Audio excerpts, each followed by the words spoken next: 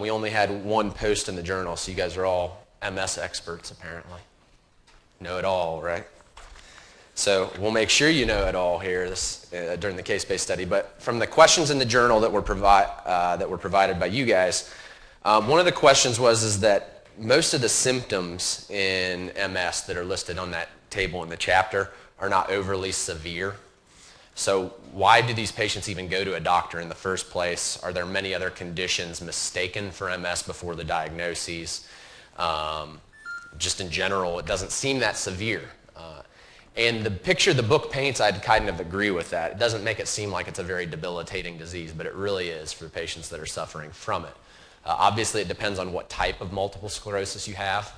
Amongst those four major types, if you have one of the progressive types, it's obviously a little more debilitating than the relapsing or remitting form, but we'll talk about that in a second. But having said that, most of these patients, when they present, they're going to present with the common symptoms that are listed there on page 510 in your chapter. And most of them will be defined as neurologic symptoms, obviously, because it's a neurologic disease state. So when a patient shows up with those type of symptoms, oftentimes the physician's knee-jerk reflex would be to do a CAT scan or some sort of scan of the head to make sure that those neurologic symptoms aren't being caused by something structural in their head. Even if they don't seem that severe, that's kind of the route they take. Now, if they find anything that's even remotely concerning on CT that they think they could correlate with MS, they're obviously going to go then to an MRI, which the chapter talks about using an MRI to diagnose MS. So even though the symptoms don't seem that severe, oftentimes they'll be severe enough for the patient to go in and talk to the physician and just say, hey, I've had spasticity. I can't move my left leg very well. I've had trouble walking. I've noticed some urinary incontinence lately. I've noticed some increased fatigue. I mean, all common signs and symptoms for a patient with multiple sclerosis. And at that point, the physician will just kind of start through their general process of trying to come up with, well, what's going on? How can we explain this? And usually it leads to an MRI, which we'll talk about the diagnoses way more in depth when we get the opportunity to, because I think it's a little bit difficult from that figure in your book with the McDonald criteria for you guys to really define how it is diagnosed. So that's kind of how the process gets rolling. The other question was to review figure 29.2 and the diagnoses. We'll do that in depth when we get to the patient, so we will make sure we hit on that. And the other question was, how do you give 1,250 milligrams of PO prednisone? I love that question. I'm glad somebody caught that. Why is that even an issue? It's a monster dose, right? So how many of you in here have taken prednisone before? Or methylpred? I have. Bad poison ivy. Did anybody get like the insomnia from it? No? So patients will complain of insomnia with low doses. They'll also complain about how it tastes. Anybody remember how prednisone tastes? It's awful, right? So you're now taking these 60 milligram tabs that we would normally take for something like that, 60, 40, 20, somewhere in there. And you're telling patients they got to take 1,250 milligrams of prednisone. So one, they probably aren't going to sleep for a week when you do that. Two, you're making them take multiple tablets of something that tastes awful. And three, the GI tolerability of that is slim to none. Most patients' GI tracts won't tolerate more than 60 milligrams, where they'll actually have significant nausea and vomiting from it. So you're going to try and make them take 1,250 milligrams PO. That is a whole boatload of prednisone, and most patients won't be able to tolerate it. So the question, how do you do that? You do it however the patient can tolerate it. Oftentimes, if a physician will write for that, they'll split it up over 4 doses throughout the day. So they'll be taking 300 to 310 milligrams per dose. And even then, that's pretty rough. It's extremely rough. From a hospital-based standpoint, I've never seen anybody given PO steroids in an MS exacerbation. It's always IV. And I think that's probably going to be the standard of practice for a long time to come just because of the tolerability. But if you're in a community setting and you have somebody walk in with a prescription for 1,250 milligrams of prednisone, you can get a pretty good feel that there's probably something significant in terms of neurologic decline going on, including MS. So if anybody sees that you can kind of link it there. Has anybody ever seen a dose that high? Yeah, I can't say I would expect you to in your career, but It is out there. There was a study just done a couple months ago that showed an equivalent PO dose of methylprednisolone to the IV methylprednisolone was just as effective. But once again, how well are they going to tolerate it? Probably not very well. All right. So those were the only questions we got. And like I said, we'll hit on the diagnoses when we get to the patient case. So because we didn't get many questions, I'm going to review some of the things that I think are a little more difficult to understand. One, obviously, I think I've ingrained it in you guys that I think the most important thing for us is to know what we use and when we use it from a medication standpoint. So we're going to briefly review the first-line therapies as well as natalizumab because it actually could be a first-line therapy here before long, and we'll talk about that in a second. And then also talk about the 4 different types and kind of how those differ in presentation. All right. So the objectives for today, what are we going to try and get out of today's lecture? I want you to be able to apply knowledge to specific traits of medications to the selection of an appropriate agent for the treatment of MS. I want you to be able to explain the basic pathophysiology. We don't have to be experts in the pathophysiology, but we've got to be able to understand the basic pathophysiology to really understand why we're using medications for each of the disease processes. So I want you guys to be able to explain the basic pathophys. And I also want you to understand the direction that treatment of MS is moving, including new agents coming to the market. This is an area of research that is extremely hot right now. There are tons of new drugs coming out. There are tons of new drugs being studied, even though it doesn't really affect that many people in the United States. Anybody have any idea why all the drug companies are rushing here? Money. So that fingolimod that you guys hopefully looked up for the patient case, it's estimated at $48,000 per year is what they're charging patients right now. That's a whole lot of money, right? So most of the drugs that are coming out are extremely expensive. The drug companies are trying to make some serious money off of them.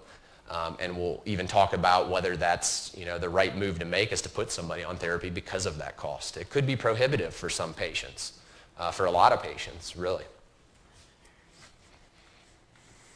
All right, so from the classification aspect, your book has a graph in there, or a chart in there, and I also added one here in my slides. The most common form of MS is obviously relapsing remitting multiple sclerosis. So by relapses, it means acute worsenings. So acute worsenings of neurologic function. Remissions are a time of normalcy, all right? Now, that doesn't mean they're always going to go back to their baseline. Each relapse might increase their baseline, and I think this graph does a good job showing that. So every time they have a relapse, their new remission baseline is a little bit higher in terms of the disability.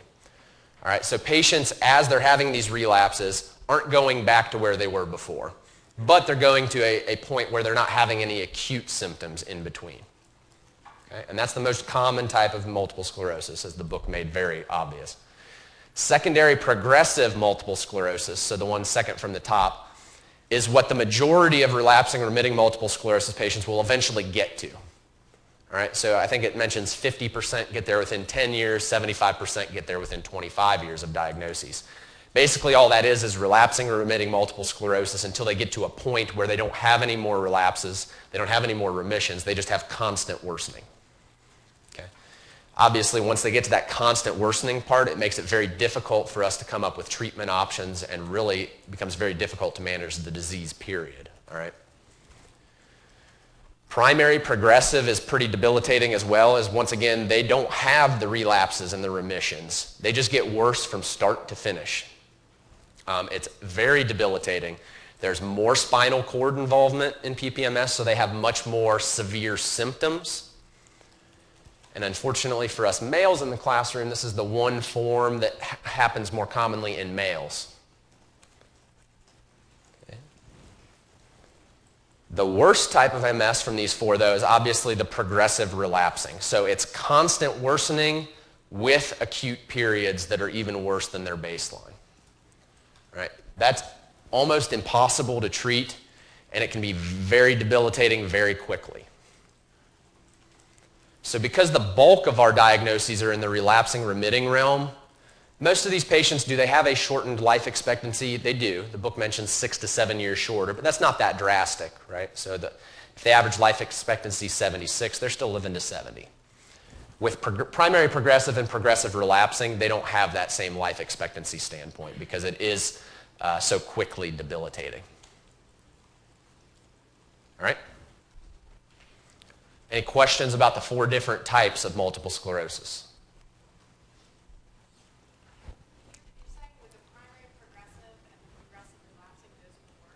Mm-hmm. So why is the secondary above that with increasing disability? It's going to be, the reason they put it on this chart this way is because they do still have the acute relapses and the secondary progressive from a relapsing remitting standpoint. What they're really getting at is, what you got to look at from here on out is actually relapsing remitting multiple sclerosis. So it's kind of a secondary diagnosis. You'll be diagnosed with relapsing remitting multiple sclerosis.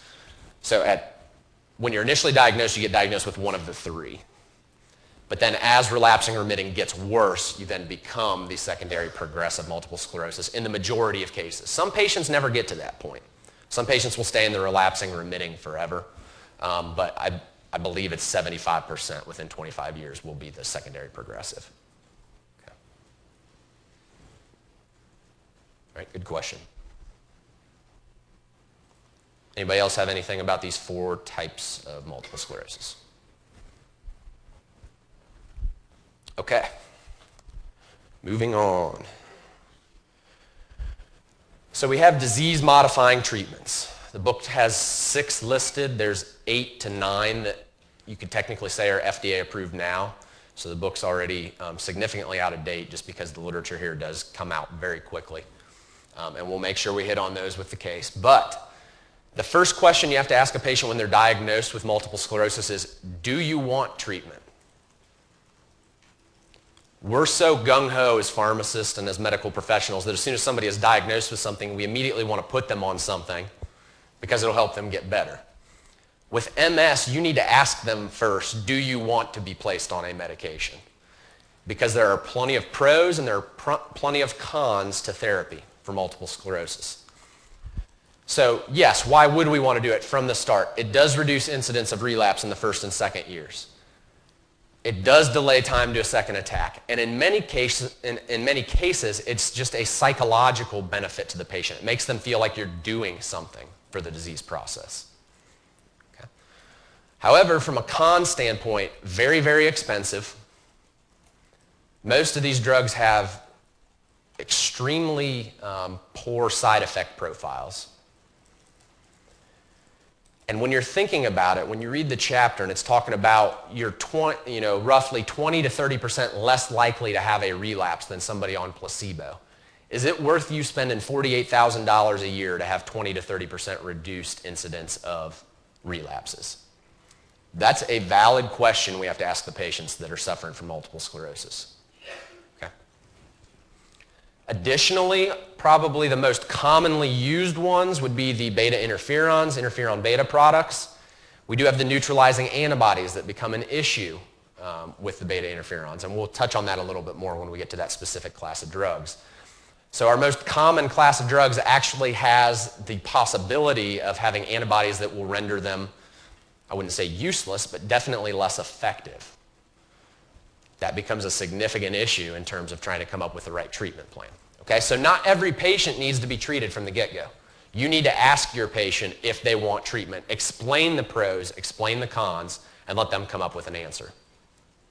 All right? So in terms of the actual drugs that we'll see used, so our first-line therapies are typically listed as our interferon agents and glatiramer. Okay, those are our first-line agents. So interferon beta 1b or beta seron is the oldest agent. It was first approved back in '93. So we do have some familiarity with it. It's been around now for almost 20 years, I guess, right at 20 years.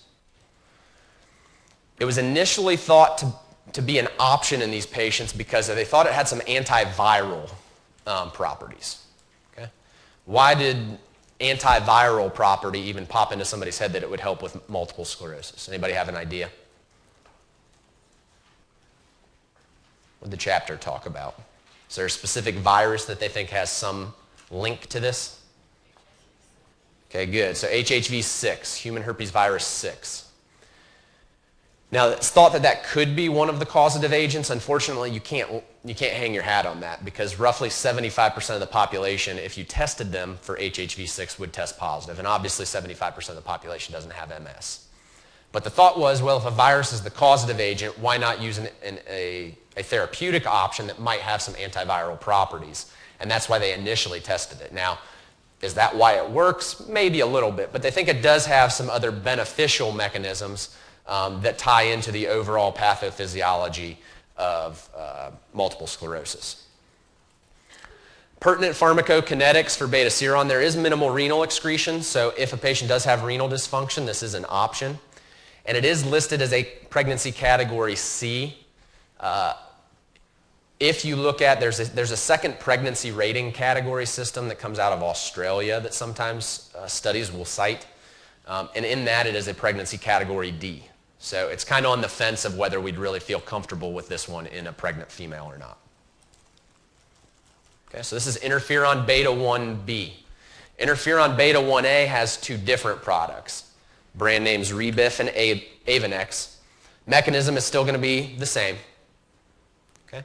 Pertinent pharmacokinetics, Avonex half-life 10 hours, Rebif 69. And once again, pregnancy category C or category D if you look at the Australian pregnancy category. Now, what is the difference between the two of these? So we've got the exact same product, but we've got two different brand names. So what's the difference between Avonex and Rebif?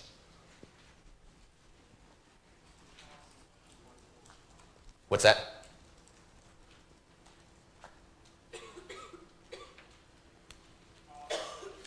How often you dose them, and route. Good. So route's the big thing here. So which one is what? Avonex is given how? Intramuscularly. How's Rebif given? Subcutaneously. So which one's less painful for patients? Rebif, right? So intramuscular injections are always considered relatively painful. All right? So if you've got a patient that's wary of needles, doesn't like the pain from a shot, you might shift them towards Rebif if you're deciding between these two. What's the benefit to the intramuscular injection, the Avonex? How often is it given? Weekly. Okay? So you can get away with giving it less frequently, but it's going to be a little bit more painful injection. Now, because these drugs have kind of fallen to the back of beta-seron, the companies themselves have tried to develop new auto-injector pens. And just this past year, Avonex did develop an auto-injector pen that's still given intramuscularly, but it creates much less pain for the patient. It's using a much smaller, shorter needle.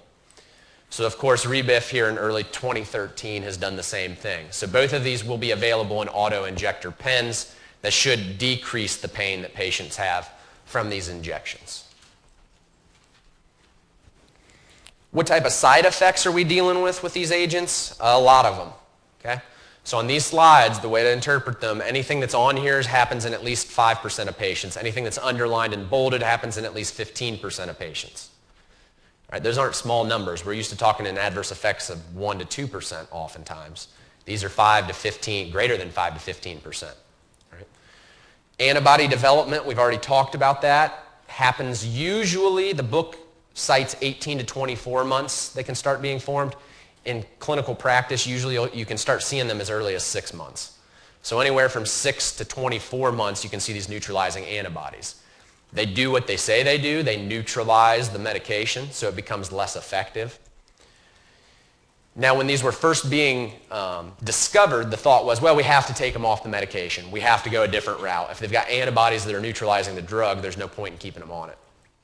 But what they found is 4 years after development of neutralizing antibodies, 50% of patients will actually be able to clear them. So half of these patients, if you would even continue treating them with the exact same drug, would be able to clear the neutralizing antibodies within 4 to 5 years. The problem is the other half don't. And when you don't clear the neutralizing antibodies, it obviously makes the drug much less effective. All right? So that becomes a significant issue when we're discussing how we should be treating these patients. Other side effects that we need to be aware of, because they are injectables, there are injection site reactions. Most patients will have some type of flu-like reaction to the drug, which obviously if patients don't like feeling nauseous, they're not going to like this drug, this class of drugs. Right? Abnormal liver function, depression, CNS effects, increased infection risk, all noted with these medications. These are not clean medications. So this goes back to the slide, should we treat, should we not? If we're going to tell a patient they need to be on beta-seron, we got to warn them about these. Make sure they know that up front before they agree to take the treatment. Okay?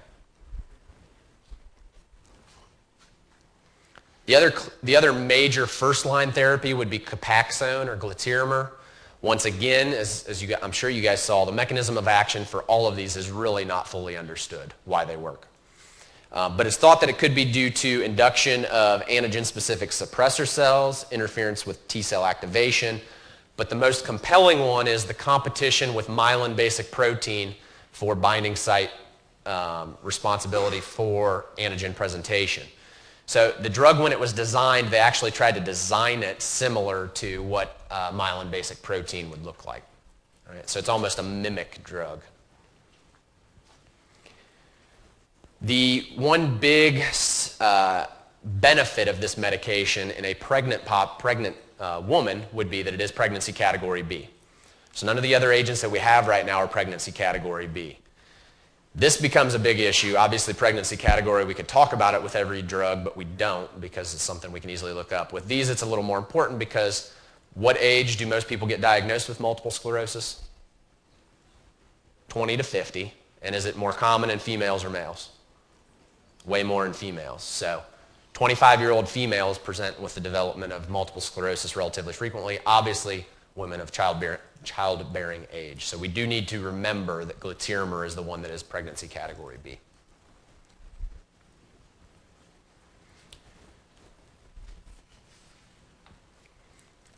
The big downside from a dosing standpoint with Glatiramer compared to the interferons is frequency that you have to administer the medication. Glatiramer is a daily medication compared to those others that are a couple times a week versus weekly. All right? So this one, you do have some benefits of it. You obviously have some negatives as well. One of the big benefits in my eyes is that it does still have significant side effects, but these aren't near as dirty as the interferon agents. All right? The big one that you have to remember is the immune hypersensitivity reaction, because it's not just a generic rash or an anaphylactic response to it. It's actually kind of a unique hypersensitivity reaction. What these patients will complain about oftentimes are chest palpitations or chest pain, significant flushing, really rampant anxiety. That all ties in with the hypersensitivity reaction to the drug. Now, those symptoms will usually go away in the first 30 minutes, and they usually don't recur. So if the patient can just get through that first episode, you can tell them they're probably not going to be feeling like that again with the drug. If they're extremely concerned about it happening in the future, you can reduce the dose a little bit and then titrate up. But like I said, most patients, as long as you explain to them this is something that you should be able to get through here in the next 30 minutes or so, it really shouldn't happen again. Most of them will agree that that's probably the easiest thing to do would just be to continue with therapy.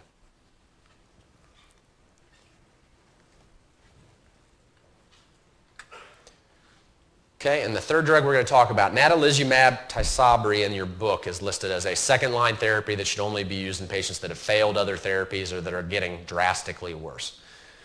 And that's done for a couple of reasons, which we'll get to with the side effect profile. But the company here early in 2013 has actually submitted an application now for it to be considered a first-line therapy for multiple sclerosis. Now, it's got a unique mechanism of action. It's a recombinant IgG4 monoclonal antibody that's directed against alpha-4 integrin. It basically doesn't allow the adhesion molecules to bind with the T cells, allowing the antigen to get into the CNS. All right? So it's really the only medication that works at that adhesion molecule step in the pathophysiology, which once again we'll hit on more in depth when we get to the patient case. Its half-life is 11 days, so one of its big benefits is that you don't have to dose it all that frequently. Okay? It's given every 4 weeks. Once again, it is a pregnancy category C, so this is still not one of the preferred ones in pregnant women. From an efficacy standpoint, this blows the other ones out of the water. So interferons we talked about and glatiramer are all kind of at that 30% reduction level. This one at 1 year, the reduction in relapses is at 68%. All right, so it's almost, 2.5 times, a little less than 2.5 times more effective than the other two. At 2 years, the reduction is still at 42%, where with the beta interferons, you're in the high teens, or interferon betas, you're in the high teens. Okay, so much more effective than the other agents. So why aren't we using this? Why isn't this a first-line drug? It's because of its adverse effect profile. And from this sheet, it doesn't look that bad. Okay, nausea, arthralgias, headache, pain, fatigue, those are okay. And we can deal with all those. Depression, including suicidal thoughts and infections, become a little bit more of an issue. So patients have died of some viral infections and some autoimmune hepatitis attacks from the drug itself. Okay.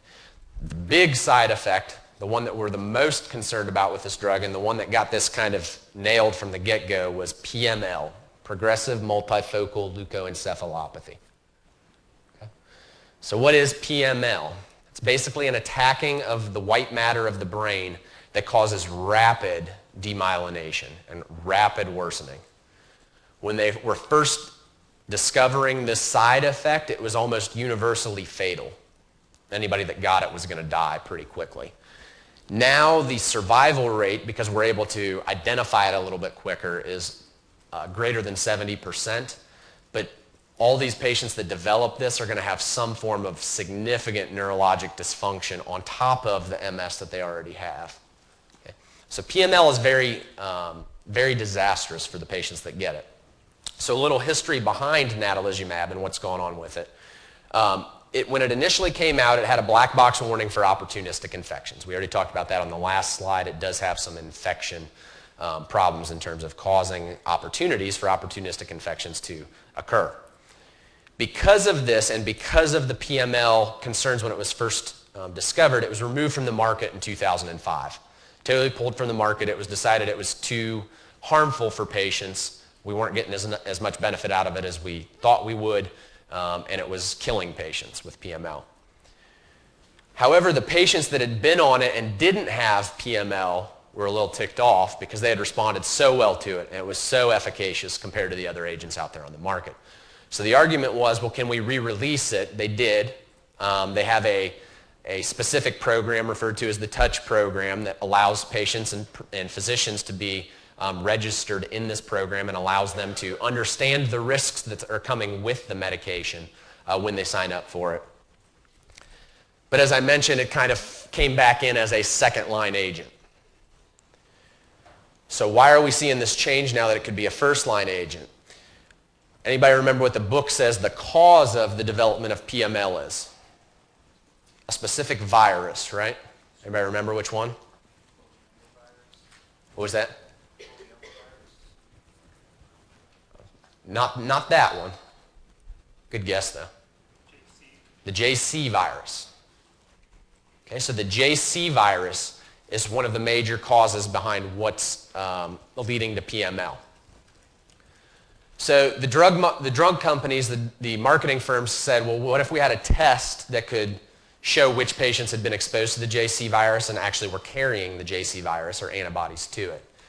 And that has in fact happened. It ended up being marketed last year in 2012 that there's now a test that we should be giving these patients prior to initiating natalizumab or Tysabri to make sure that they haven't had exposure to that JC virus.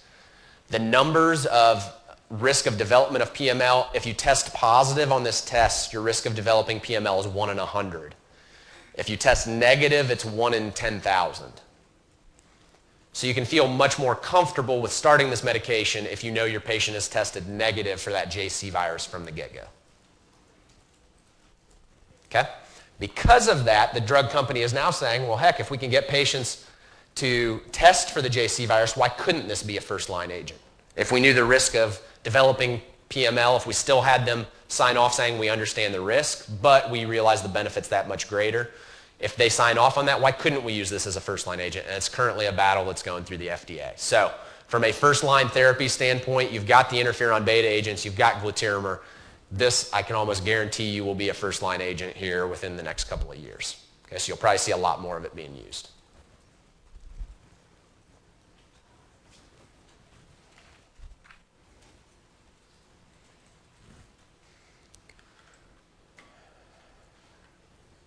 Okay, like I mentioned, the literature's booming here with multiple sclerosis. So I tried to narrow it down just to the ones that I think are important for you guys to take away. And the focus is going to be on meds that have either been approved or are going to be approved in the next year or so. So by the time you guys get out on rotations, if you have an MS patient, you're going to have 3 or 4 more medications outside of what the textbook talks about that you're going to need to know about. Okay? These literature updates about drugs are fair game for the test because they're on the market. You need to know about them. All right? So the first one we're going to talk about is dalfampridine or Ampyra. It was FDA approved to improve walking in MS patients. So like we talked about, oftentimes their concern when they come in is that they're having spasticity. They're not able to walk. They're having trouble walking. This medication was developed to help them walk faster and to have better walking speeds. It does have a significant concern that it may increase seizure incidence, and this is primarily in patients that have renal dysfunction. So it is renally eliminated. If you've got a patient with renal dysfunction and a history of seizures, it might not be a good option. Okay. It's thought to work by working at potassium channels. And by working at potassium channels, it forces an influx of calcium into the cell. As I'm sure you guys have learned over the years, when you have calcium going into the cell, it increases contractility. So the thought is by shifting all the calcium into the cell, it increases muscle contractility, which allows them to walk more effectively. Okay? The other medication that's been approved in MS patients, but it's not specifically designed for the underlying pathophys of MS, is Nuedexta, which is a combination of dextromethorphan and quinidine. Now, I don't know who came up with the idea of even testing this because we're talking about a cough suppressant and an agent that was rarely used up until this medication became approved again. But they're using it for bouts of involuntary emotion, also known as pseudobulbar affect.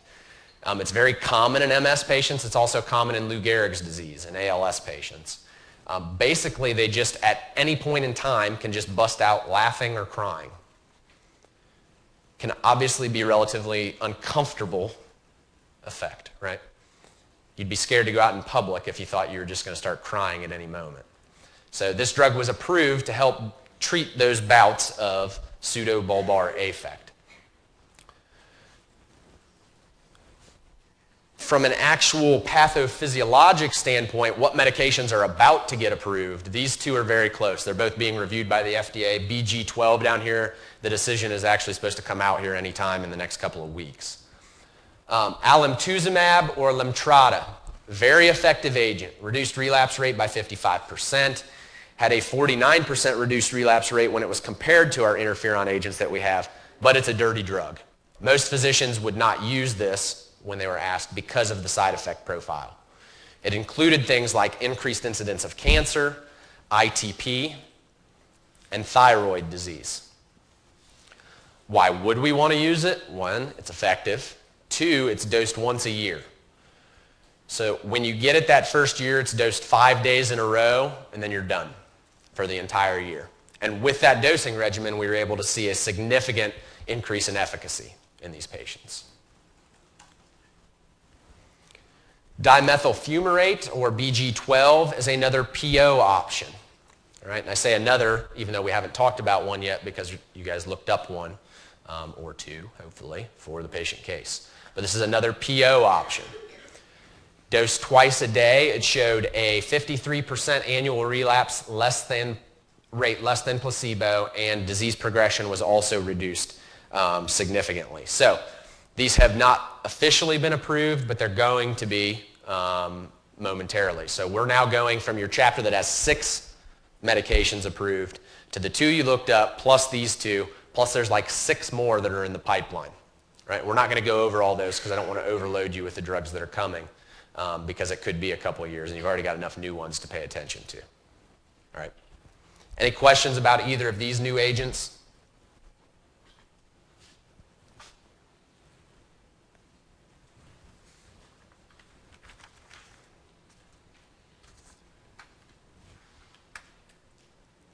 Okay, outside of specific agents, what other studies have been done? What other therapeutic options do we have in our MS patients that we might need to be paying attention to?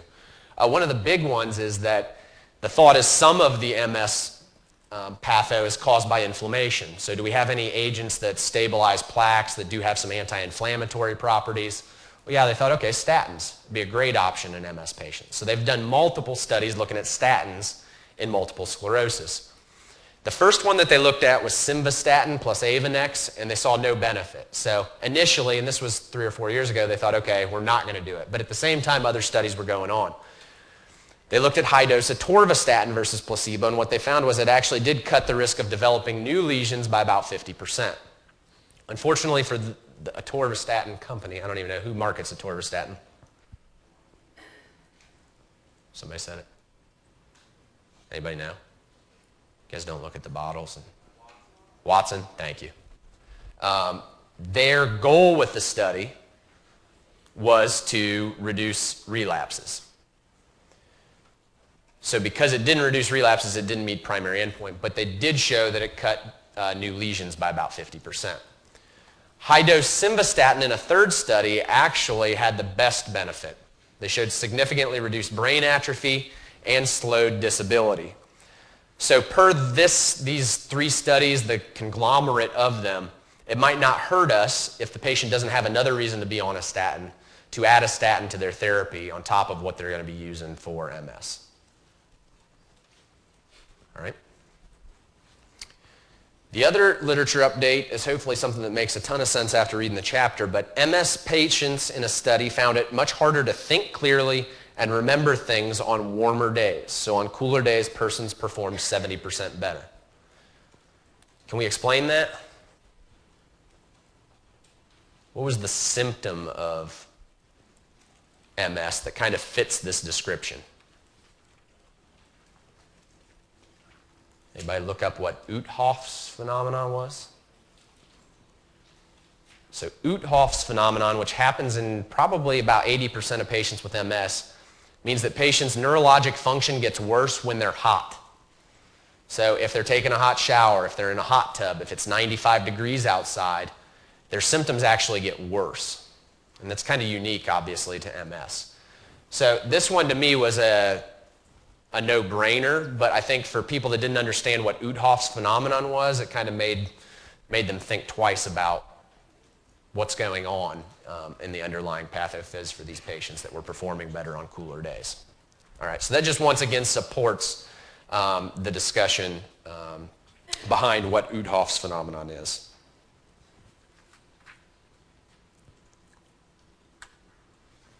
Okay, so that was the brief lecture materials, things that I think are important, stuff that I think you're going to need to know moving on to rotations next year when you're in the hospital if you do have an MS patient. Anybody have any questions about anything we've gone over so far? First-line therapies, any of the literature updates, different types of MS? Yeah, Abby.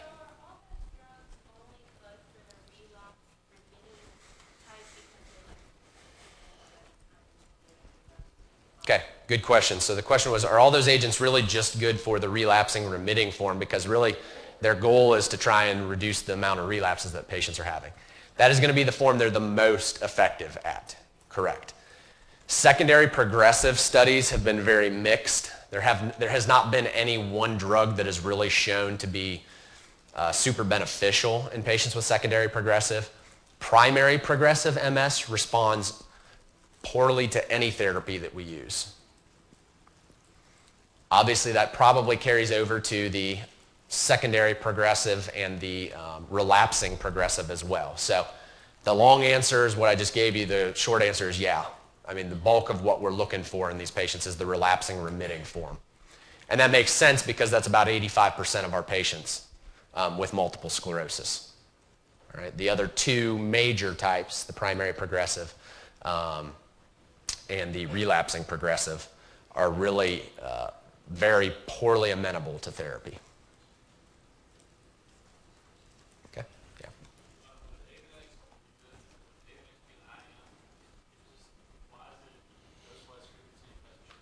I know it's kind of a conundrum there, isn't it? So the shorter half-life, it's got a 10-hour half-life, and Rebif's 69. A lot of that's going to have to do with disbursement from the site. So absorption from subcutaneous versus intramuscular sites is obviously different. Oftentimes subcutaneous forms will be absorbed a little bit quicker than the intramuscular will. And from my understanding, that would be the underlying reason why even with a shorter half-life, you can still get a week's worth of therapy, is that it's a little bit slower absorbed and it takes a little bit longer to get the full effect going compared to the Rebif. But yeah, when I initially had read that years ago when I was building the first lecture of this, I kind of had that same question because it doesn't make a whole lot of sense. When you've got 7 times longer half-life, why is it dosed multiple times a week versus the once weekly Avonex? But to my knowledge, that's why. Right?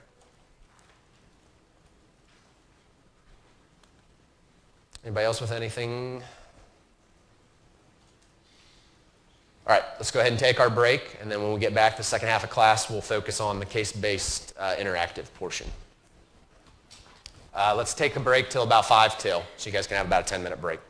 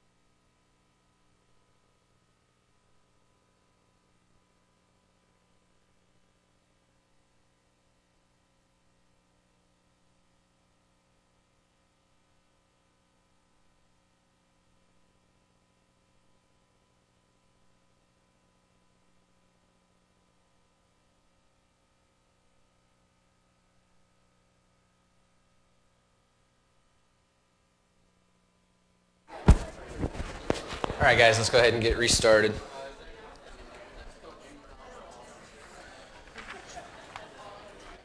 All right, as a refresher, the patient scenario, we've got a 71-year-old male coming to your clinic with complaints of incontinence, spasticity, diplopia, depression, weakness, fatigue, trigeminal neuralgia, and erectile dysfunction. His past medical history is significant for headaches and hypertension. Based off of his complaints, his physician diagnoses him with multiple sclerosis. He tells you his symptoms have been relatively continuous for about 2 to 3 years with constant symptoms and no acute worsening at any point over that time frame, and is visiting your clinic for the first time as he's recently moved up here from Texas. All right, so this is a relatively abnormal presentation. What about this presentation would be considered unusual? So give me one piece that you thought was unusual and why you think it's unusual. Chase. Okay, so why is that unusual? Okay, good. So 71-year-old, not typical presentation here. All right, it's usually between the ages of 20 to 50. This would be considered really abnormal if this actually happened. All right, good. Hannah, give me another thing you thought was abnormal and why. What's that? Male, good. So the incidence is usually twice as likely in females as males. Now that expands even further in the range outside of the normal diagnoses range. So if you're less than 15 or greater than 50 and diagnosed with multiple sclerosis, it's actually 3 times more likely to be in females than in males. So if we did have a 71-year-old show up, it would almost always be a female. Good. So the sex of the patient, the age of the patient. Megan Beal, what would be something else that was abnormal here? I actually read that question wrong, and I just wrote down all the things that were associated with MS. Okay. Is there anything else in there that you see that would be considered somewhat abnormal? Maybe I thought it was weird that the physician diagnosed him based off of his complaint. Okay, good. That would be highly abnormal. So he shouldn't have been diagnosed just off of his complaints. Good. Nick, what did you see else? What else did you see that was abnormal? Nick V. Not even going to try.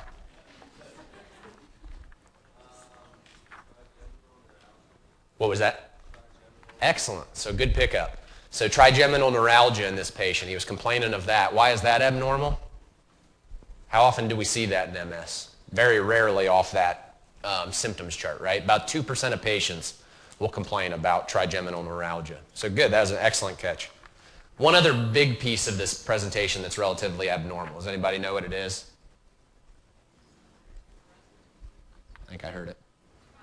Primary progressive, okay? So the definition of his symptoms are primary progressive multiple sclerosis. We've already talked about the 4 different types. 85% of our patients diagnosed with multiple sclerosis are going to be relapsing remitting. Primary progressive is relatively abnormal, all right? Now, it would be more commonly seen in males, so that part fits the primary progressive. But the fact that it was primary progressive at 71 would be extremely abnormal. Good. I didn't even bring up the slide full of answers for you. So those were the 4 major abnormal things that I saw as well: age, sex, the type, and the trigeminal neuralgia presence. Right?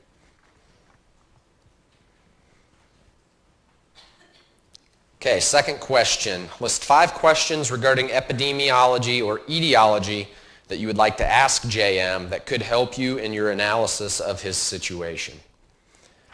Chelsea Hutchins. Okay, and why is that important? Okay, good. So Chelsea said, does anybody in your family have a history of multiple sclerosis? Because there does seem to be a genetic tie. Now, it's not a strong genetic tie.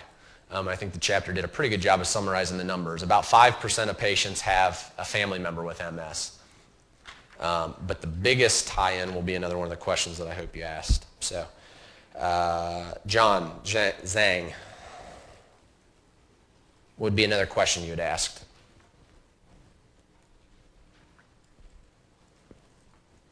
Where's John?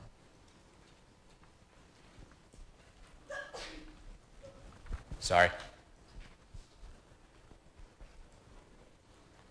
History of migraines. Okay, good.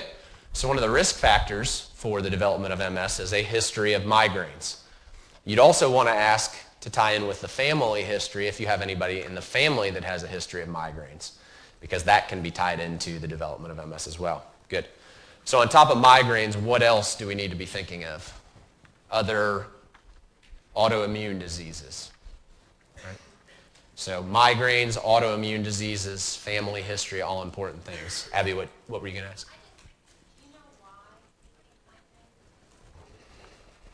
I don't, no. The question, Abby asked, do I know why, and I don't. We'll get to migraines next week, and obviously we'll go more in depth with the pathophysiology, but there doesn't seem to be a real big overlap in the two, so I've never been able to justify it. I don't know if anybody has, to be honest. Okay, good. Brett, another question you would want to ask.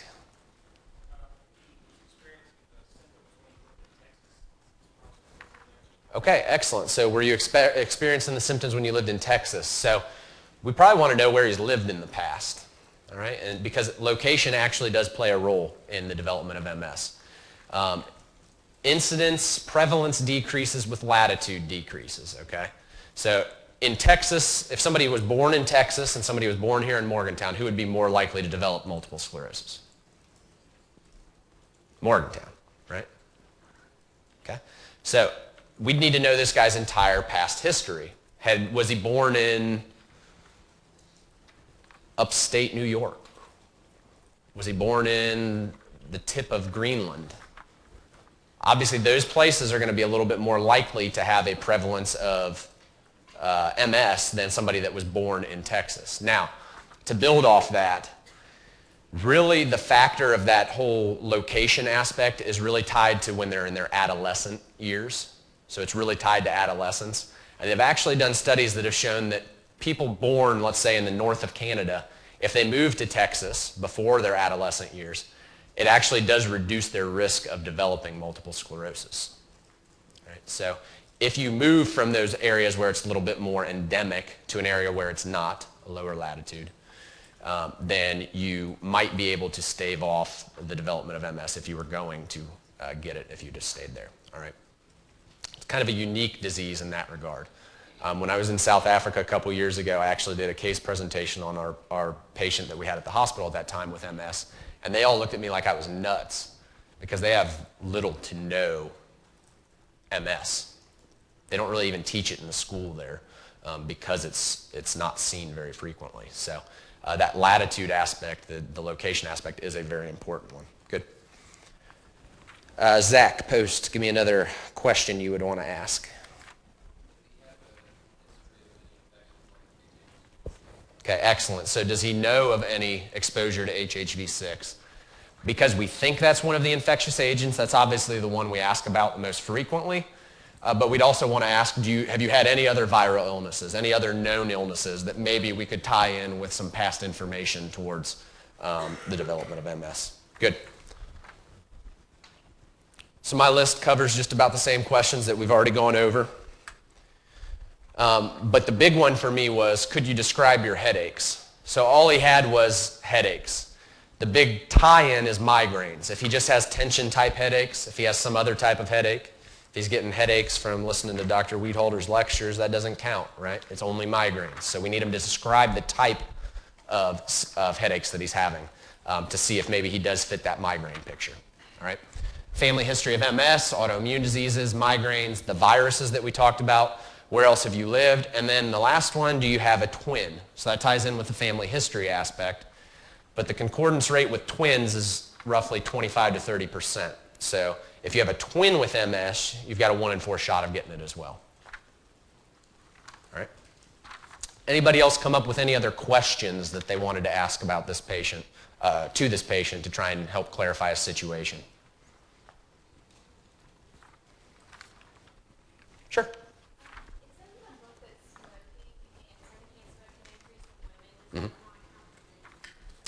The question was, does smoking, the book mentions it just for women, does that not count for men?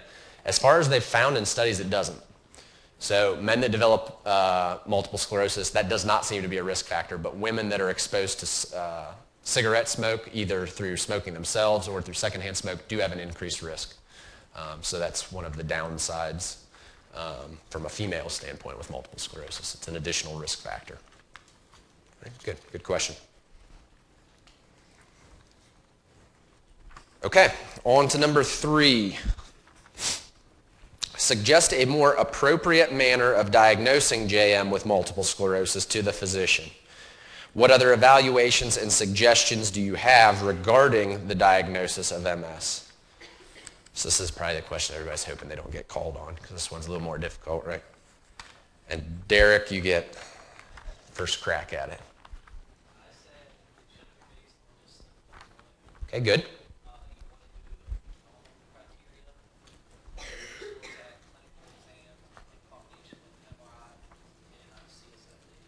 Okay, excellent. So that'd be the easiest way to tell the physician without getting into too much detail. So Derek said, we can't diagnose it based off of symptoms alone. There's other disease processes that could have the exact same presentation.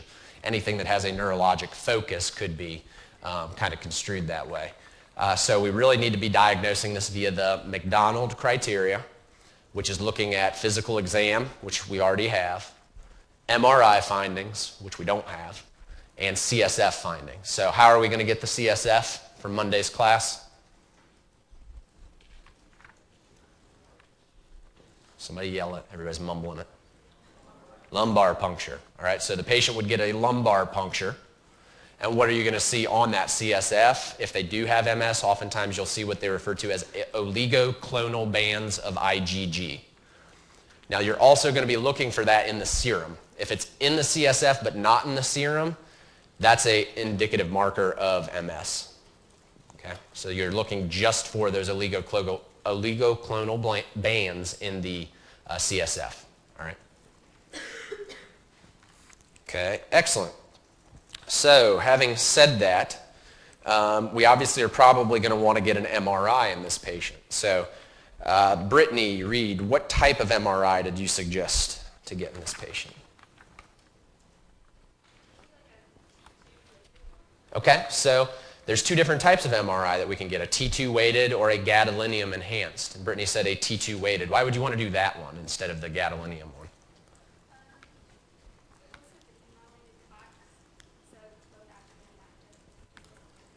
Okay, good. So it's a little more comprehensive picture is what she's saying. It gets both active and inactive plaques on the MRI, which oftentimes can be seen as a negative. But in this case, because we're just diagnosing him, I agree with you, it'd be a positive, because we'll be able to count how many plaques total there are, regardless of when they happened. All right?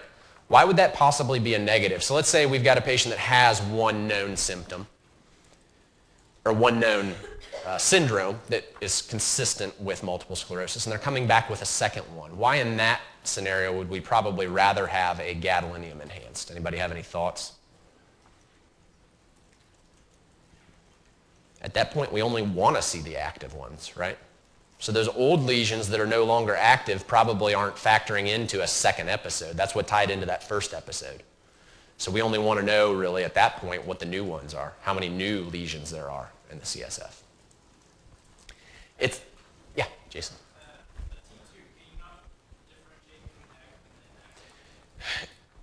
If you're a trained radiologist, yes. Most of the physicians I'll work with can count the plaques but can't differentiate between the two. Could you? Absolutely.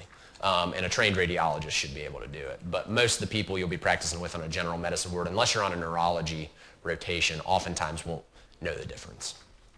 But yeah, it's a valid point. So could you separate the active versus inactive on a T2? You could if you knew how to read a MRI. Right? Okay, good. From something that's not in the book and something that I think probably is important for you guys to know moving forward, it's estimated that you need 8 to 10 new lesions to have a new attack. So if a patient just has 1 or 2 new lesions, that oftentimes won't lead to a new episode of multiple sclerosis, a new relapse. Oftentimes they'll need 8 to 10. And the estimate is that most patients with multiple sclerosis that are untreated will develop 4 to 5 new lesions per year. So most MS patients will have a relapse every 2 years or so, which is why most of the drugs, as you'll see, kind of test themselves out to about that 2-year mark, because that's the time frame that most of these patients are having some sort of relapse. Okay. All right, good. Anybody else have anything on number 3 that they wanted to go over in regards to the diagnosis before we walk through it a little more in depth? And I'll make sure we understand the dissemination in space and time. Okay. So, how are we diagnosing MS? How do we diagnose it? 2 questions that need to be asked up front. How many clinical attacks have you had? And how many objective lesions are there on MRI? Those are the 2 big questions that we need to ask. Now, if somebody tells you that they've only had 1 clinical attack, this is oftentimes referred to as a clinically isolated syndrome, CIS. It fits every definition of the symptoms we've talked about, the complaints the patient's going to have, the presentation, but that's the first attack. It's referred to as a CIS, clinically isolated syndrome. If patients are showing up with their first attack and you do an MRI and you see lesions on the MRI, oftentimes people would think, oh, that's an automatic diagnosis for MS, and it's really not. However, if you already have lesions on MRI during that first attack, 60 to 80% of those patients will develop clinically definite MS. So most patients with a clinically isolated syndrome will then go on to develop MS. But, a third of patients won't. So we cannot diagnose them with it with 1 clinical attack unless they fit some other definitions that we'll talk about. All right?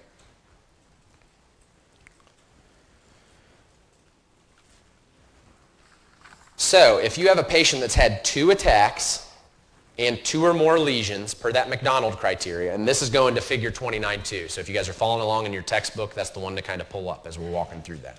All right. If they've had 2 or more attacks and they have 2 or more lesions, it's a diagnosis for MS. If they've only had 1 attack with 2 lesions, it requires time. So the dissemination in time and the dissemination in space, and that'll be the next slide, and we'll touch on that a little more in depth. If they've had 1 objective lesion on MRI, that requires interpretation of space and time. So this is just somebody that's getting an MRI for no apparent reason other than some other diagnoses they're looking for, and a lesion shows up. If they're thinking it might be MS, you need to go through this dissemination in space and time. So in doing so, what does that mean? What does dissemination in space and time mean? In space, you're really looking at how many different lesions the patient has, because they'll be in multiple areas of the brain. Obviously, not all 9 lesions are oftentimes located in the exact same lobe of the brain. They're usually spread throughout. Okay, so if you have 9 or more T2-weighted lesions, that meets the definition for dissemination in space. Additionally, because spinal cord lesions are a little more severe in terms of the symptoms they provide, you only need 2 or more of those lesions on the spinal cord. Or we can look at 4 to 8 T2-weighted lesions plus 1 spinal cord lesion. Right? So the dissemination in space is really looking at the number of lesions and making sure they're spread out throughout the brain. All right? So that's dissemination in space. Dissemination in time, we use gadolinium-based MRIs because it's going to show us our active plaques. So we'd have to get a gadolinium lesion 3 or more months after a clinical attack at a new site.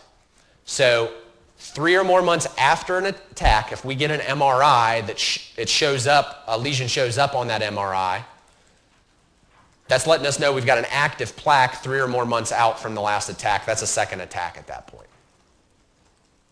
Okay? Or we could have a gadolinium lesion or a new T2 lesion 6 or more months after attack. All right, so from the dissemination of time, we'll oftentimes just be looking to see if we can define a second attack or a second development of a lesion from a previous event. Okay, does that make sense? That's really all you need to know. I know the book goes a little more in depth than that. This is what you need to know from a dissemination in space and time standpoint and from the McDonald criteria. Everybody comfortable with that?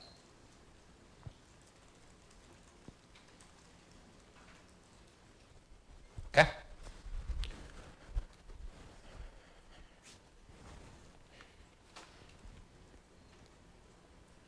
All right, moving on. This is something you'll see me do this semester because you guys are getting ready to go to patients' bedsides next year and you're going to be counseling them on things. So when I'm asking for you guys to describe the pathophysiology of these diseases, you need to be able to do it in patient-based terms. We can't be doing it in medical jargon when we get to the patient bedside because everybody's going to look at you like you're crazy if you do it. All right? So when you guys are describing the pathophysiology on these patient case-based scenarios, make sure you're doing it in patient-based terms. So, number 4, in patient-based terms, how can you explain the pathophysiology in a way he can understand while making sure you classify his MS, which we've already done, and incorporate that into your explanation. All right? Kelly Wickline. Oh, that's right. I knew that. Jennifer.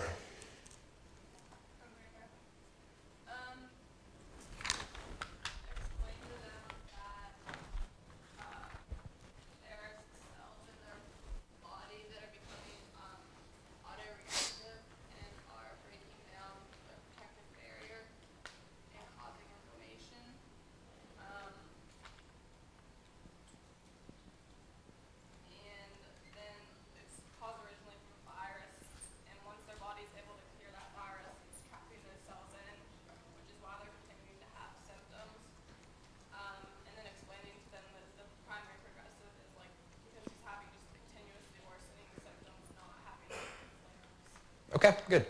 So I agree with just about everything that was said there. The one thing I'd be careful with is making sure saying that it's because of a virus.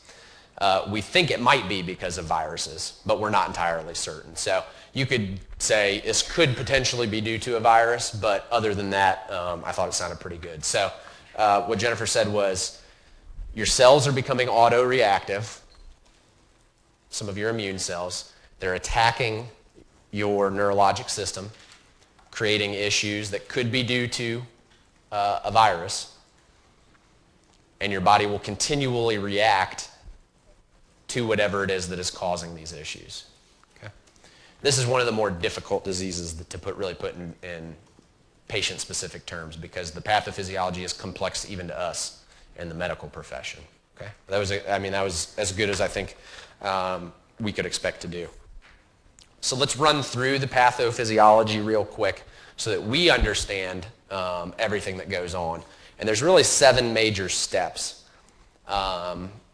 Before we get there, I forgot I had a picture of this in here for you guys. So this is an MRI that's showing multiple lesions, obviously. Every one of those white dots is a new lesion. So you've got at least, 10 lesions spread out over multiple big area of the brain. So this is what they'll see when they're looking at an MRI. Okay?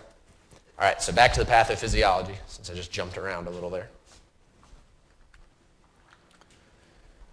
The picture in your book is extremely complex, and it's a good review, but I don't think we need to know it that in depth as pharmacists. So let's kind of review the 7-step process that we really need to know. And hopefully this picture will summarize it a little bit better. So there's some antigen, an unknown antigen. It might be HHV6, it might be something else, that's presented by MHC2, the major histocompatibility complex, class 2 molecules. All right, so that's step 1. Unknown antigen presented by an MHC class 2 agent. At that point, T cells become autoreactive. And at that point, they start producing cytokines, which can attract macrophages. Now, macrophages we often think of as cells that are able to digest, right? So macrophages being there, being able to digest, are they digesting myelin sheath? They sure could be, right? But there's also cytokines that are being used to help recruit other inflammatory markers or other types of cells, including things like the microglial cells, which are down below. Okay? So step 1, unknown antigen. Step 2, T cells become autoreactive, start producing cytokines, which can activate the macrophages. Step 3 is when they attach to the adhesion molecules and actually cross the blood-brain barrier at that point. So we already talked about an agent that works at that step, right? Which agent was it?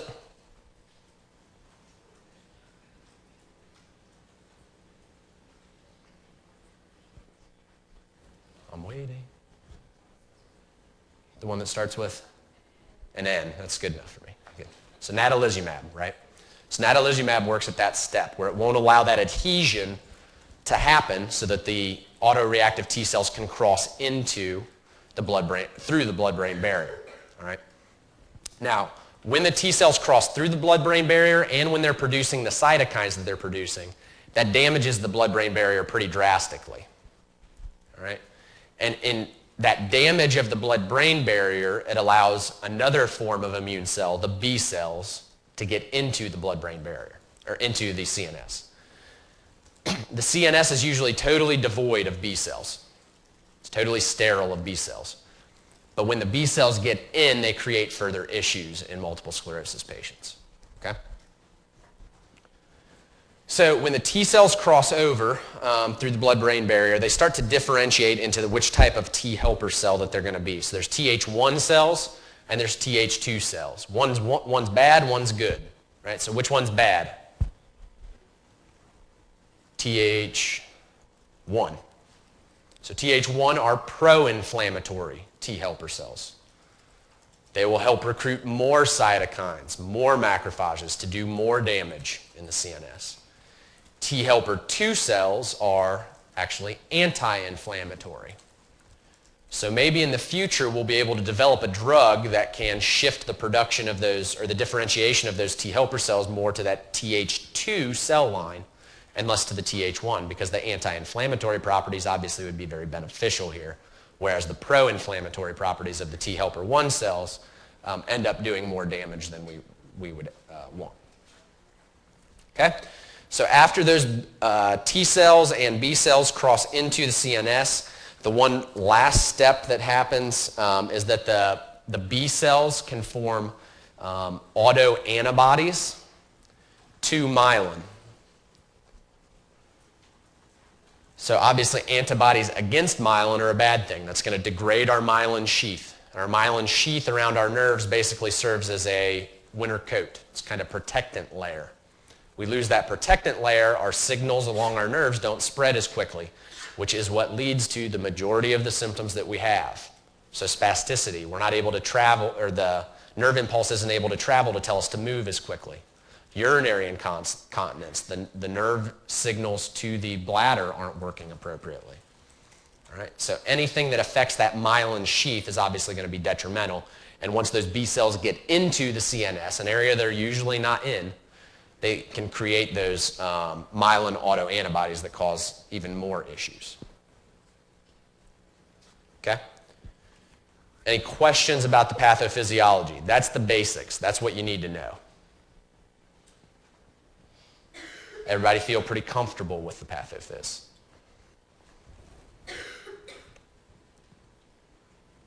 Okay. All right, on to number 5.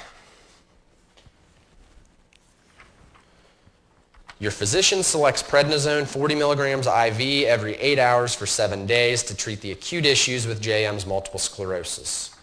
What are your thoughts about this selection? Allie, what do you think? Okay.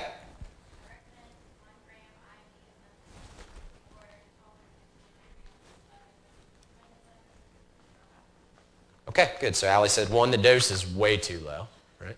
So if we're going to use steroids in the acute phase, we need to be using big doses.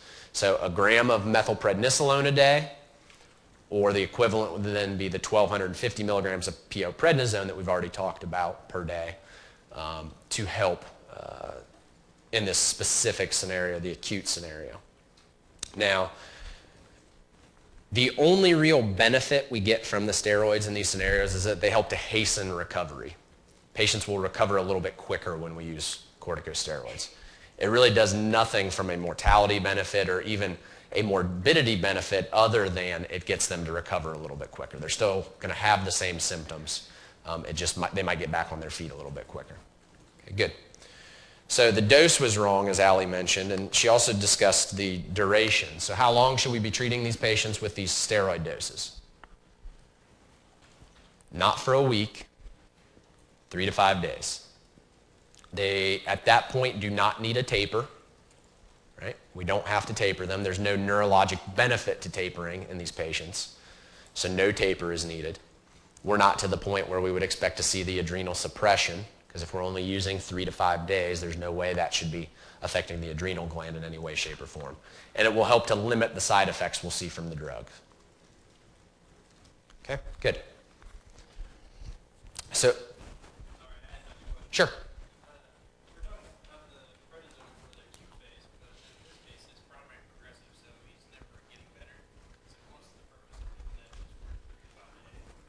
Good. So the real solid point by Jason would be, in this scenario, this guy's primary progressive. So what benefit do we get from corticosteroids? And in general, you'd say probably none, because he's not having the relapses. Now, I will tell you, most of the time when patients present, they can't give us a picture. I took the diagnosis of PPMS and copied and pasted it into the paragraph. Patients don't do that, right? So they're not going to be able to give you a definitive picture. So more often than not, the first time they present with something like this that you think is, they're probably going to get steroids anyways until you can figure out exactly what's going on. But your point's definitely valid. So in a primary progressive, they're not having any relapses. When do we use steroids? Really only in the acute relapses. Okay? Good. All right, so corticosteroids. We've already talked about the IV to PO thing, but just as kind of a summary. Why did we do IV in the first place? There was an optic neuritis study done back in the 80s, I believe, that said that IV corticosteroids showed benefit while PO didn't. But that's largely been disproven since then. So a lot of the reason we do the IV steroids is because of, one, it's easier on the GI tract, and two, physicians are used to it at this point. It's comfortability. However, PO is an option. Cheaper, less invasive, and equal efficacy. So if you get a patient that absolutely refuses to stay in the hospital, and you guys will see plenty of those over the next couple of years, or over the next year, then you do have an option to send them home and still get appropriate treatment. But as I already mentioned, I've never seen the 1250 prednisone. Those of you that have worked in the retail section have never seen the 1250 milligrams prednisone. So it would be an unusual presentation for that to happen.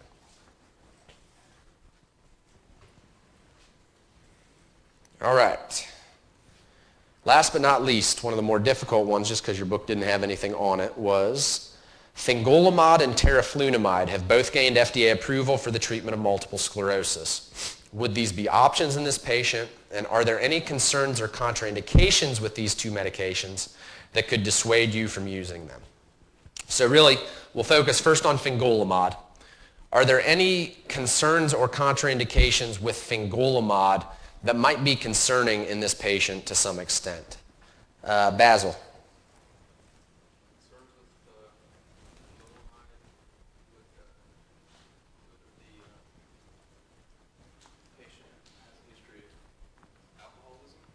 Okay.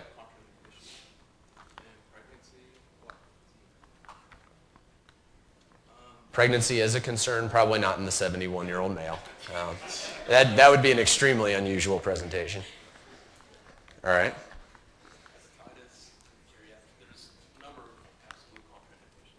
Okay, good. So what Basil's saying is there's a ton of contraindications of fingolimod, including things like hepatitis, alcoholism.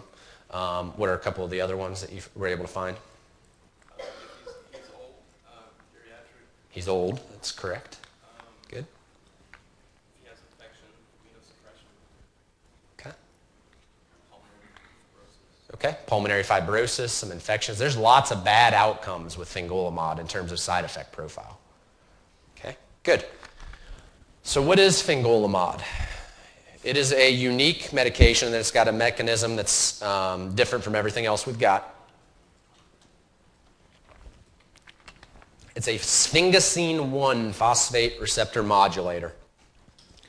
What does that do? What does that mean? What it really does in the end game is that it prevents the movement, the egress of B and T cells from lymph nodes, which reduces the amount of cells that are available to get in and do damage in the CNS. So it doesn't allow them to get out of the lymph nodes where they're oftentimes stored. All right? What's its biggest benefit? So why would this patient maybe want it? It's PO.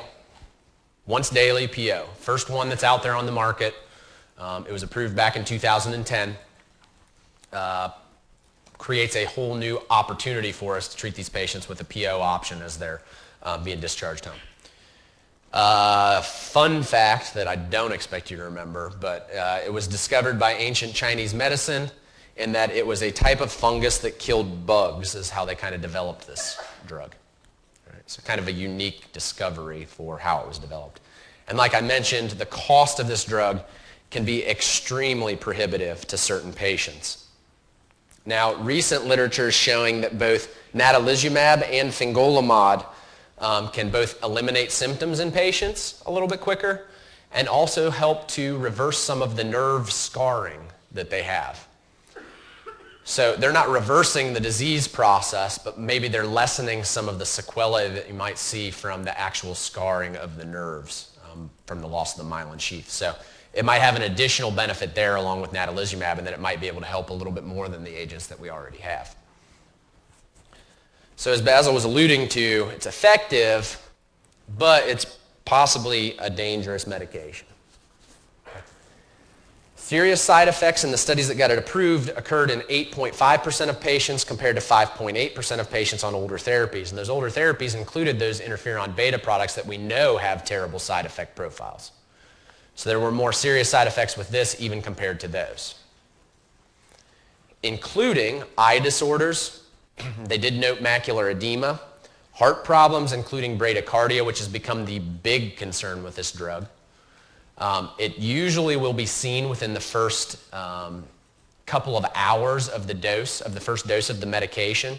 So there now is a recommendation coming out from both the EMA, the European Medical Association, and the FDA that says you should not be using this drug anymore if you have a cardiovascular or cerebrovascular history. So if you've had any cardiovascular event in the last 6 months, you can't use the drug. Any history of stroke, you can't use the drug.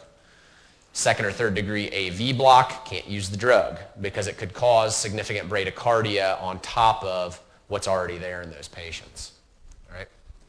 Also showed weakened lung function, increased incidence of certain cancers, including skin cancer. And about 5.5% of patients that started the medication had severe herpes infections, severe herpetic infections, including some patients that actually died from disseminated herpes infection. All right? So yes, it's got some benefits. It's got some huge advantages over some of the medications we've got on the market, and the fact that we can give it PO, it's once daily. But we have to be very, very, very careful about just jumping the gun and saying everybody should receive this because it does have a side effect profile that warrants some serious concern.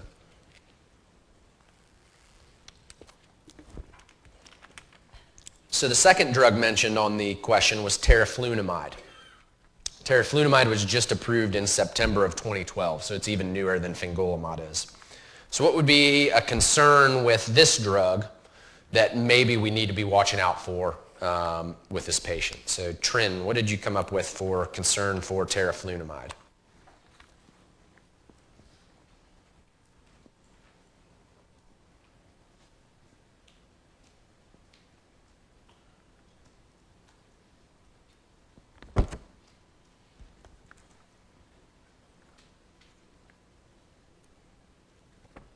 Anything?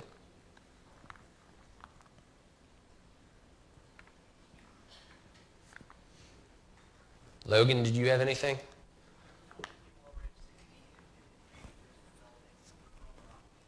Okay, so in the patients older than 60, it increased the risk of developing peripheral neuropathy. Excellent. So that'd be one of the big concerns with the teriflunomide. Ken, did you have anything else? Nothing else? Sarah, Duckwall, anything else?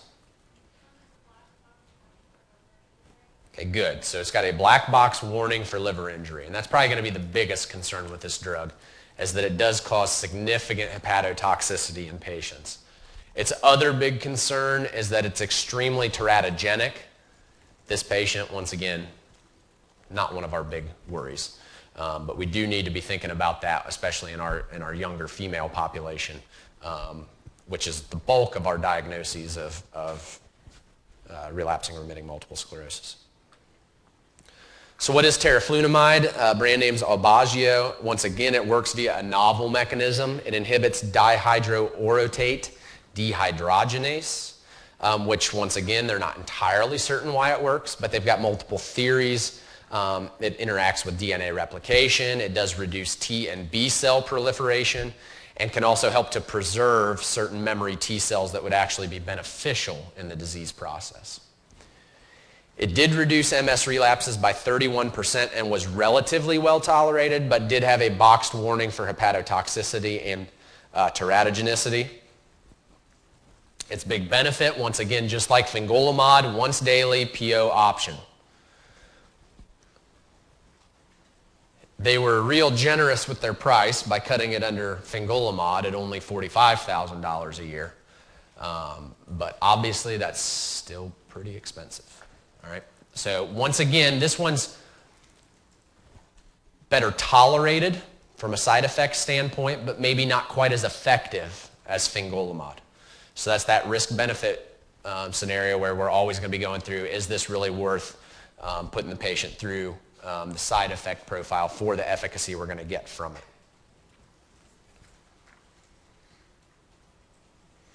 The other thing to point out with this, when it was studied, it was compared against Rebif. And it was studied with the assumption that it would be better than Rebif. It actually wasn't. It was just on par with Rebif. So our benefit, that 31% reduction, is a little bit higher than what we saw with Rebif, the 28, 29% that we sometimes see. But it's really not this huge improvement in efficacy over what we already have. But it does give us a PO option. Okay? Any questions about either of those two new agents? Has anybody seen those at your pharmacies, for those of you that are out in the community? Anybody seen any of these yet? It's a bummer. I was going to ask you how much it ended up costing the patient, because they are not cheap.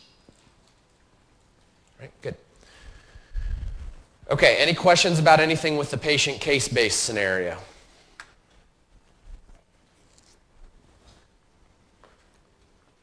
Nothing? Yeah, Jerry.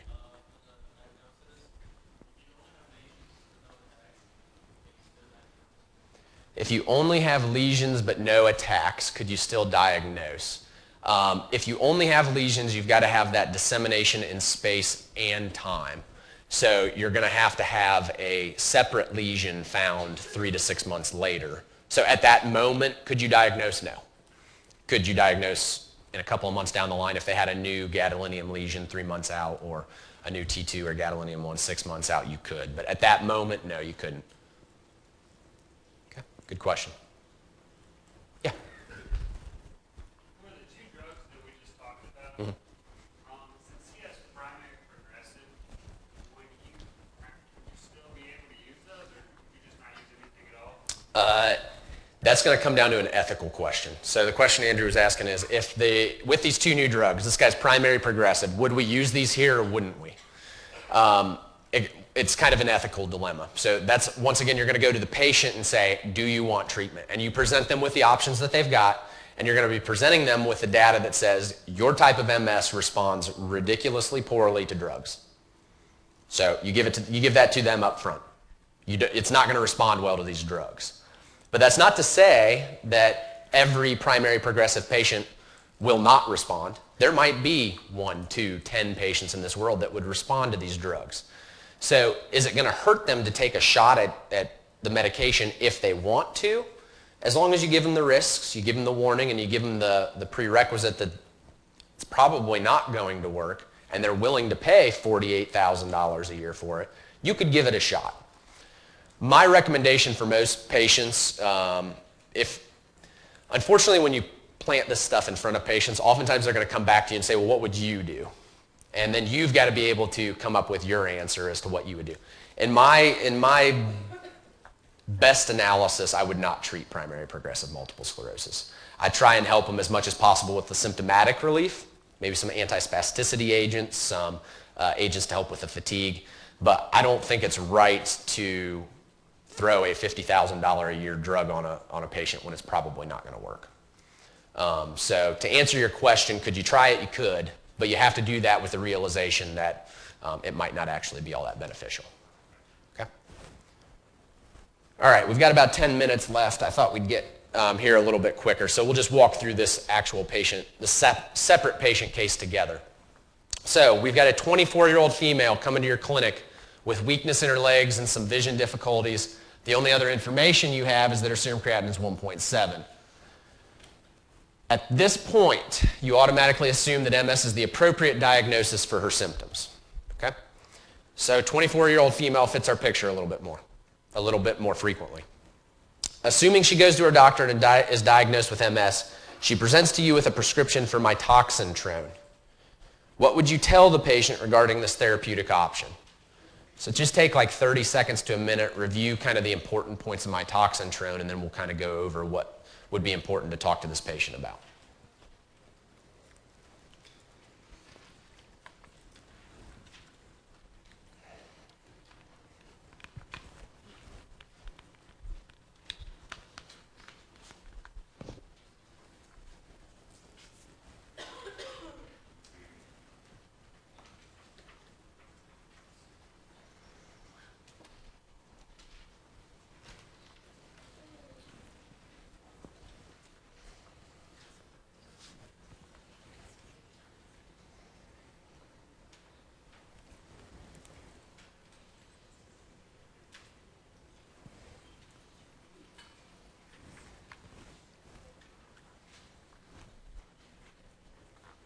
Okay.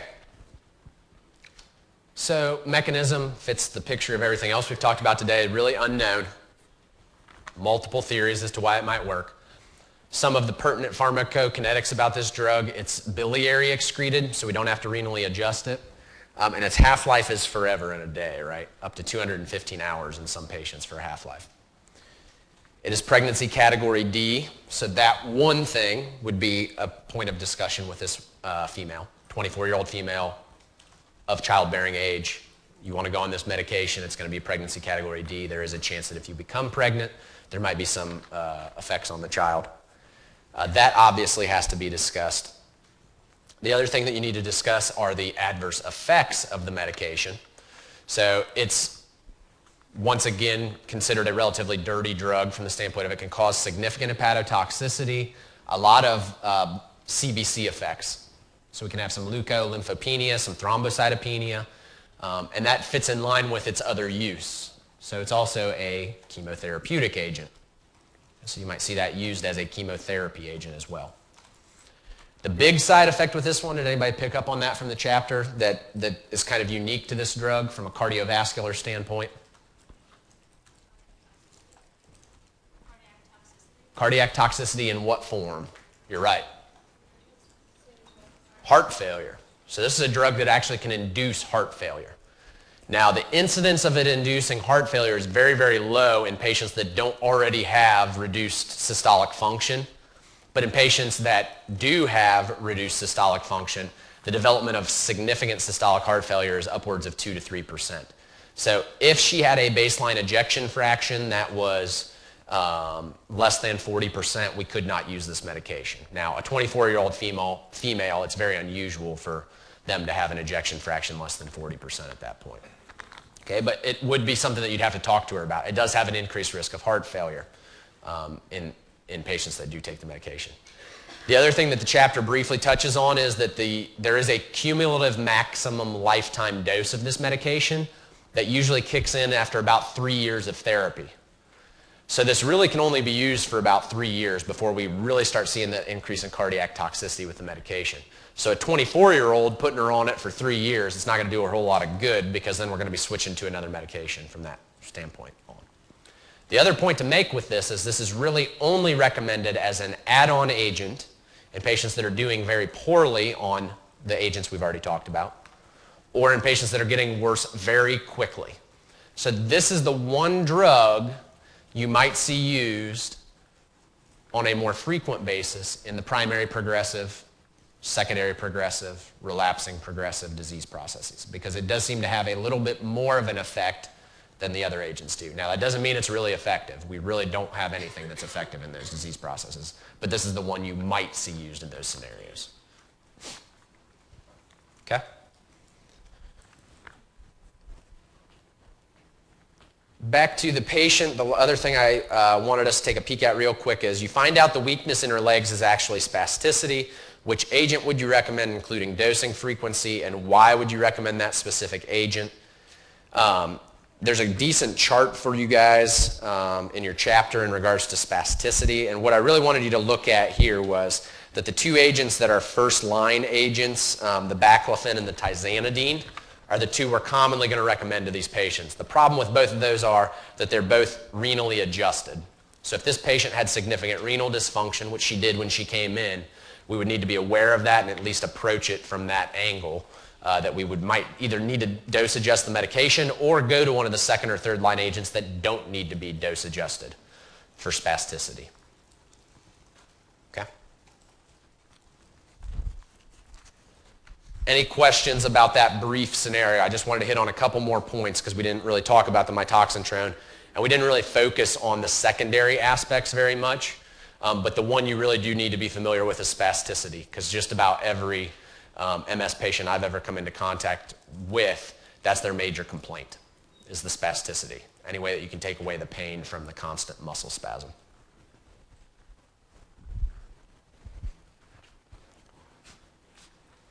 All right, so what's important? What's the clinical summary from today? IV methylprednisolone for acute treatment, still the gold standard, still what's recommended, it's the best tolerated. I really see no reason to go outside of the IV realm. Obviously, I presented arguments for why you could do PO steroids, but I'd still stick with the IV methylprednisolone. All right? There's no set treatment for disease-modifying therapy, so you have to know the differences between the treatment options. You've got to know the differences between the interferons and glatiramer, and we've now got other agents that can be used first line, fingolimod, teriflunomide. Know the differences amongst them. Route, side effect profile, cost. They're all expensive, but which one's the cheapest? All right. Sometimes our biggest role will be with therapy for secondary disease states. So some patients aren't going to really care too much about paying $50,000 a year for medication, but if we can get them baclofen, which is relatively cheap, to help get rid of their major symptom, or at least help them with their major symptom, that might be our biggest impact from a pharmacy standpoint. And last but not least, always remember to ask the patient what they want. This is the one disease process where we have to get their input before we make a decision. Because of cost, because of side effect profiles, because of toxicities, we've got to get their opinion on what's going on before we make that definitive decision. All right? What questions do you have? Anything else on multiple sclerosis? What's that? It doesn't affect life expectancy to any great degree. The overall estimate is that it's going to reduce life expectancy for six to 7 years, shorter than everybody else, but that's because most of the disease process that we see is the relapsing remitting. If it's primary progressive, if it's progressive relapsing, those patients will have a reduced life expectancy because their disease is constantly getting worse no matter what we do. All right. Have fun studying. I'll see you guys next Monday.